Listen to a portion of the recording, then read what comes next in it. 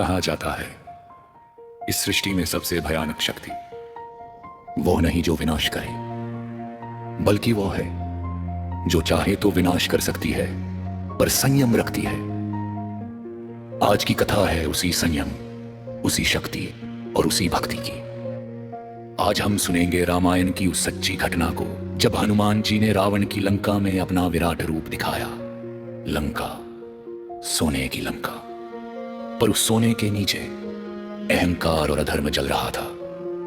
रावण का घमंड आसमान से भी ऊंचा हो चुका था। वो जानता था राम की सेना में यदि कोई उसकी लंका को हिला सकता है तो वो केवल एक वानर है, हनुमान। पंचवटी के वन में श्री राम शांत बैठे थे, पर उनका हृदय सीता माता के वियोग में व्याकुल था। तभी राम ने हनुमान की ओर देखा और कहा, हनुमान, लंका जाओ, सीता का पता लगाओ और रावण के अहंकार को समझो।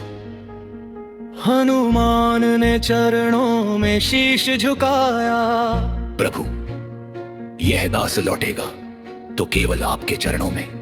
हनुमान ने राम नाम का स्मरण किया और समुद्र की ओर बढ़े। जैसे ही उन्होंने छलांग लगाई, समुद्र कांप उठा, लहरें रुक गईं। ये छलांग शरीर की नहीं थी, ये छलांग भक्ति की। अशोक वाटिका में सीता माता शोक में बैठी थी, आंखों में आंसू और हृदय में राम। तभी एक मधुर स्वर, माता, मैं राम का दास हनुमान हूं। सीता की आंखों में आशा की ज्योति जाग उठी। हनुमान ने राम की अंगूठी दी और कहा, माता, अब यह दास आपको अकेला नहीं छोड़ेगा। हनुमान जानते थे रावण को संदेश देना आवश्यक है। उन्होंने अशोक वाटिका के वृक्ष तोड़े, राक्षस तोड़े, पर हनुमान रुके नहीं, क्योंकि यह पराजय नहीं, यह रणनीति थी। इंद्रजीत ने ब्रह्मास्त्र चलाया। हनुमान रुक गए, वे बंधे नहीं थे, पर बंधे दिखे, क्योंकि ब्रह्मास्त्र का सम्मान करना धर्म था। हनुमान को रावण की सभा में लाया गया। रावण हंसा, एक वानर मेरी लंका को चुनौती देगा। तभी हनुमान का शरीर बढ़ने लगा, सभा छोटी पड़ गई, छत कांपने लगी।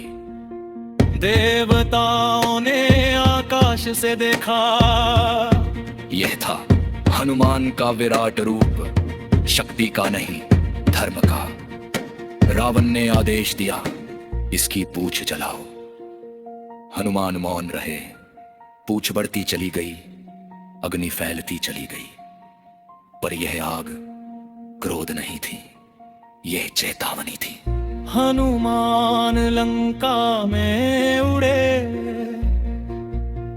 महल जले, अहंकार जला, पर एक भी निर्दोष आहत नहीं हुआ, क्योंकि हनुमान की शक्ति संयम से चलती है।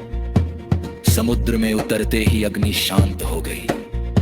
हनुमान फिर वही बने, विनम्र, शांत, राम के दास।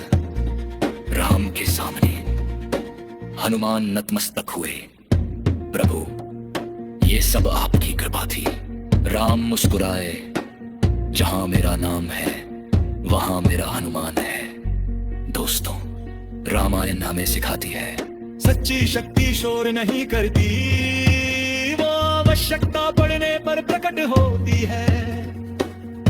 अगर आपको सच्ची रामायण कथाएं पसंद हैं तो वीडियो को लाइक करें, सब्सक्राइब करें और कमेंट में लिखें, जय श्री राम, जय बजरंग बली।